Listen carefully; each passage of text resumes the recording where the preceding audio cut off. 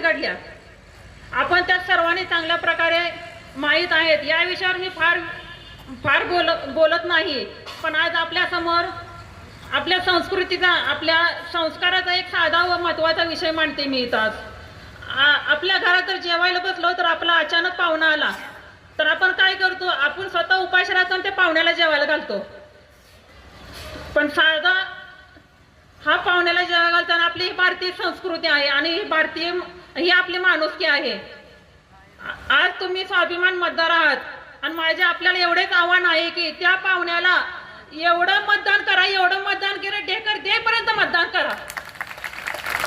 हा निर्णय तुमचा आहे आणि तो माझा मान आहे।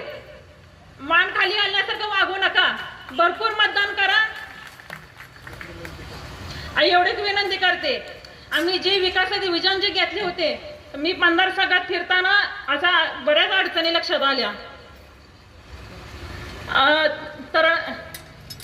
तरडगावचा रस्त्याचा विकास, आवे जिल्हा परिषद शाळेचा विषय, पटोणतर कुरुली शाळेचा विषय, शिवाजी महाराज पुतळ्याचा हा विषय आहे, देवडे येथील तालमीचा विषय आहे, पिराची कुरोली पटोणतर कुरोली रस्ता, ब्रिजवरील तो कटडा तो जाण्यासारखा नाहीये। इतके अपघात होतात की तिथं डबल वाहन जाऊ शकत नाहीये, तिकडून वाहन येईपर्यंत इकडून थांबावं लागतंय, अशी परिस्थिती आहे। तिथं पाणी जर ब्रिजवर आलं तर ती गाड्या वाहून जाण्यासारखा हा रस्ता आहे, त्याचा पहिला विषय घेणं गरजेचं आहे। कारण तिकडच्या जी 6 गाव आहेत त्यांचा हा लय मोठा प्रश्न आहे, तो पहिला लक्षात घेणं गरजेचं आहे।